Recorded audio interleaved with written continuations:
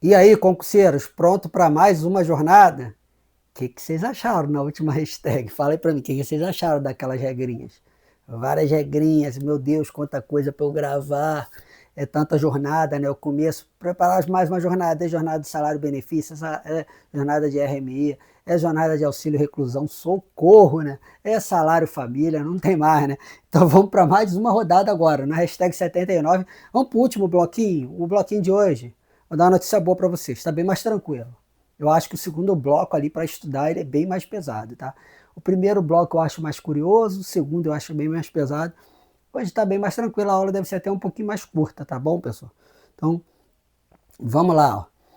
Prazo para duração do benefício. Isso aqui é IPC. Já começa assim, já começa chutando o balde já. Já começa com uma coisa extremamente importante. Então vamos lá. Ó. Sempre que possível, o ato de concessão ou de reativação de auxílio por incapacidade temporária, judicial ou administrativo, deverá estabelecer o prazo estimado para a duração do benefício. De novo, sempre que possível, o ato de concessão ou de reativação de auxílio deverá estabelecer o prazo estimado para a duração do benefício. Agora vem o mais importante para a gente. Ó. Caso não seja estabelecido o prazo, o benefício cessará após o prazo de 120 dias. O perito não colocou o prazo de afastamento. Qual vai ser o prazo limite? 120 dias. 120 dias. Prazo importante. Importante. Presta bastante atenção. Se o perito coloca o prazo, seguimos o prazo. Se o período não coloca o prazo, vamos para 120 dias. Contado da data de concessão ou de reativação do auxílio por incapacidade temporária, exceto se o segurado requerer a sua prorrogação ao INSS. Tá? Então, como que funciona aqui? Correndo o prazo lá do benefício dele. Ele se julga que ainda não está capaz. Não, ainda estou doente, meu prazo está acabando. O que, que ele tem que fazer? Ele tem que entrar com uma prorrogação antes dos 15 dias finais do benefício. Então, antes de 15 dias para o benefício terminar, ele tem que pedir a prorrogação. Tá? E aí vai ser marcada uma nova perícia, ele vai ficar recebendo até essa nova perícia. Tranquilo, pessoal? Então, essa aqui é a regra. Não vai me pedir prorrogação depois que o benefício terminar. Tá? Então, 15 dias antes do término, ele entra com o pedido de prorrogação. Vamos lá. Perda da qualidade de segurado. Lembra isso aqui? A gente estudou isso aqui também lá atrás. Meu Deus do céu, faz tempo que a gente estudou, né? Manutenção da qualidade de segurado, lembra? Período de graça. Então, rápida revisão aqui, rápida revisão. Não vou perder muito tempo com isso aqui não, tá? Então vamos lá. Ó. Na hipótese de perda da qualidade de segurado para fins de concessão dos benefícios de auxílio-doença, de aposentadoria por invalidez, de salário maternidade e de auxílio-reclusão, o segurado deverá contar, a partir da data da nova filiação à Previdência Social, com metade dos períodos previstos no inciso 1, 3 e 4 do CAPT. Então, é o aproveitamento de contribuição para preencher o requisito da carência, lembra? Então, fiquei um tempo sem contribuir, parei de contribuir, fiquei um tempo sem contribuir, volto a contribuir, eu posso aproveitar essas contribuições lá de trás. Lembra? Se não lembra, vai lá, assiste esse vídeo. Quando é que eu vou poder aproveitar essas contribuições? Quando eu atingir a metade, exatamente o que está aqui, a metade do que eu preciso para preencher o requisito da carência. Então, vamos recapitular. A gente já viu esse quadrinho lá atrás também, né? Então, a carência, auxílio por incapacidade temporária, regra 12. A metade para eu aproveitar as competências anteriores recolhidas, 6. Aposentadoria por incapacidade permanente, regra 12. Metade, 6. Salário maternidade, 10, 5. Isso aqui já pode apagar, já risca aí, pessoal. Já pode riscar, lembra? A partir de 2024, com a decisão do STF, aqui é 1. Então já não tem nem aqui meio, não tem meio. Aqui é 1 e ponto. Tá? Auxílio reclusão 24, a gente pode diminuir aqui para 12. Eu podia até ter riscado isso aqui, né? Até me arrependi agora de ter deixado esse salário maternidade aqui. Tá? O que interessa para a aula de hoje para a gente é esse aqui. Auxílio por incapacidade temporária. A carência é 12, com 6 eu consigo reaproveitar recolhimentos que eu fiz anteriormente, no período anterior a eu perder essa qualidade de segurado, tá? Então, vamos lá. Convocação para a perícia, olha aí. Lembrando que eu falei para vocês o quê? O perito, o semideus. aquele cara que vai chegar lá e vai te dizer se você tem direito ou não. O que ele falar, está falado. Tá? Se você não se insurgir contra ele, você vai ter que ir para o judicial. Então, vamos lá. Inciso 1. O segurado em gozo de auxílio por incapacidade temporária concedido judicial ou administrativamente poderá, diferente de deverá, hein? Poderá ser convocado a qualquer tempo para avaliação das condições que ensejarem sua concessão ou manutenção. Pode ser convocado, pessoal, aqui é importante, a qualquer tempo. Por que isso aqui é importante, pessoal? Porque lá atrás dizia que ele tinha que ser convocado de 2 em 2 anos. Vocês ainda vão pegar a questão disso aí, falando que é de 2 em 2 anos que tem que ter convocação. Isso aí já caiu. Agora é a qualquer tempo. Tá? Então está bem atualizado isso aqui, fiquem bastante atentos. 2.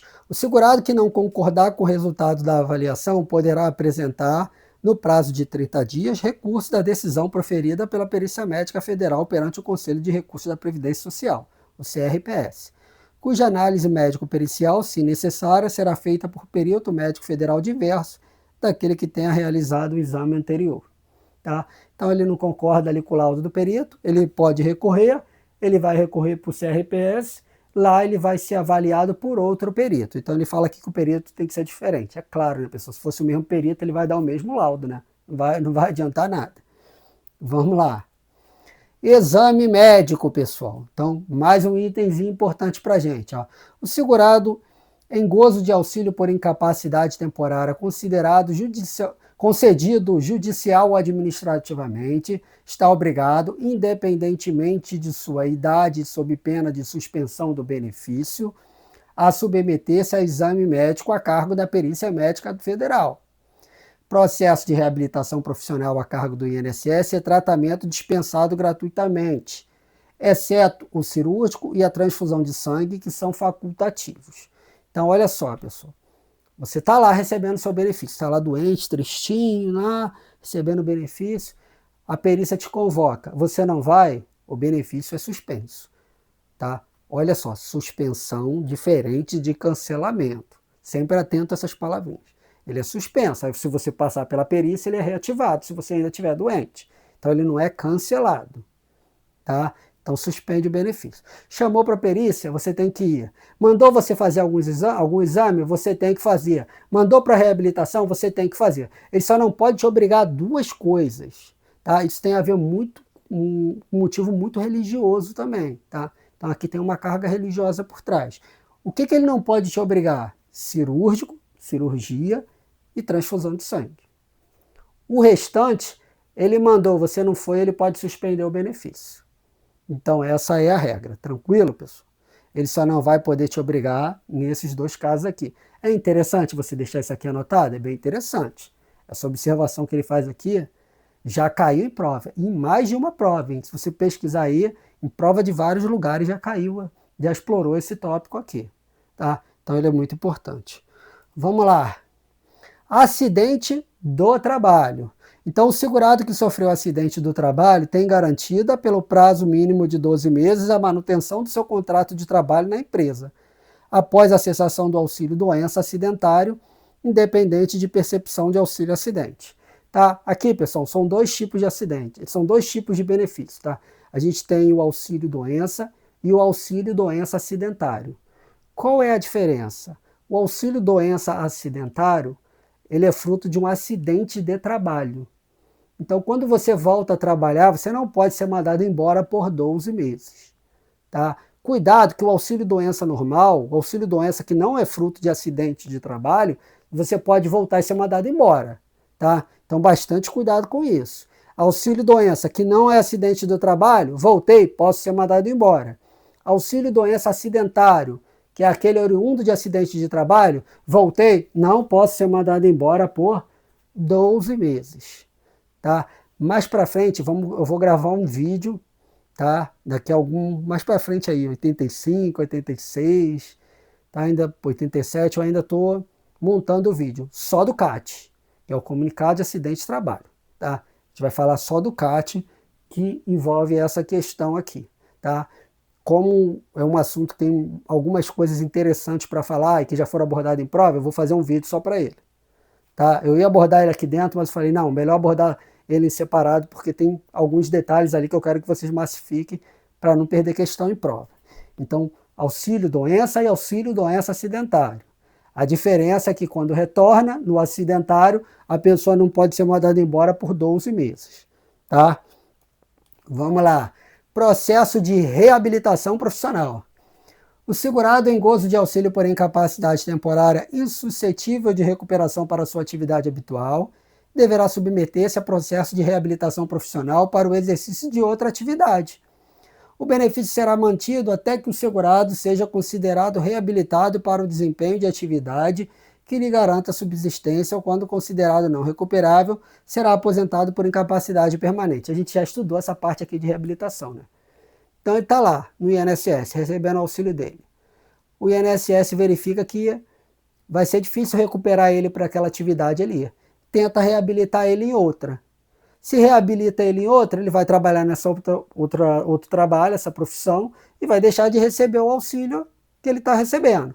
Agora, se não consegue reabilitar ele em outra e vê que não tem como reabilitar ele em nenhuma e que ele não tem mais como voltar a trabalhar, aí a gente vai para a aposentadoria por incapacidade permanente.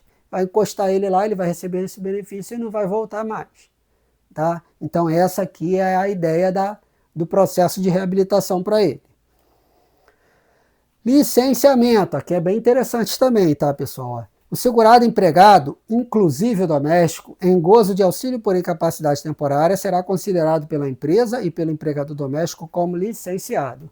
Então, pessoal, não posso chegar e dispensar ele. Falar, tá doente?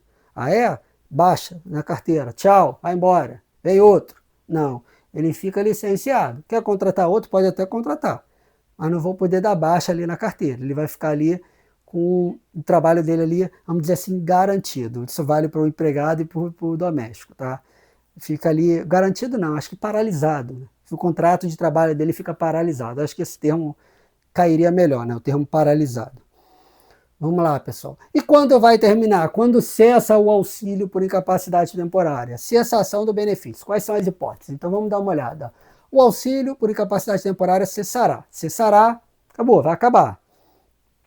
A, pela recuperação da capacidade para o trabalho. Então é claro, pode trabalhar, voltou a trabalhar, tem motivo para pagar o benefício. B, pela transformação em aposentadoria por incapacidade permanente. Ou seja, ele está temporariamente incapaz, ficou incapaz permanentemente, transforma o benefício em aposentadoria por incapacidade permanente.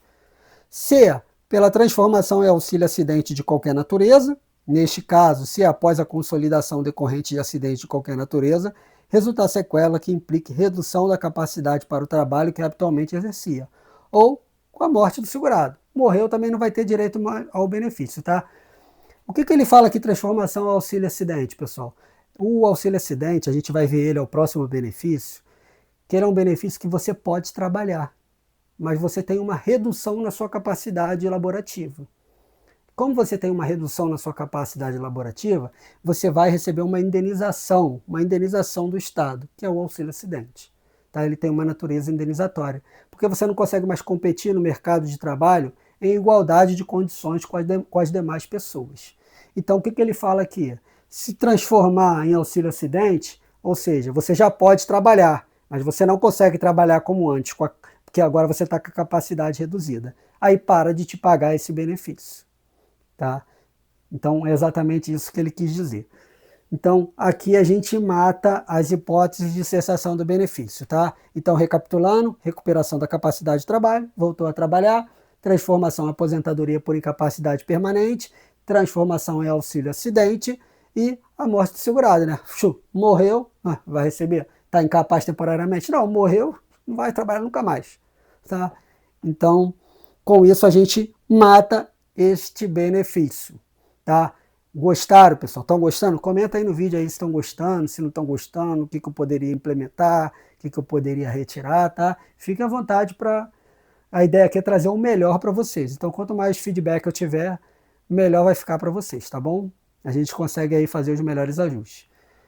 Curta, compartilha e se inscreva no canal. Não se esqueça de curtir, principalmente curta, pessoal. Quase ninguém do pessoal está assistindo o vídeo e não está curtindo. Pelo amor de Deus, me ajudem. Dá aquela curtida lá, tá bom? Vamos fazer a revisão no próximo vídeo e depois a gente vai para o estudo do auxílio acidente. Até a próxima.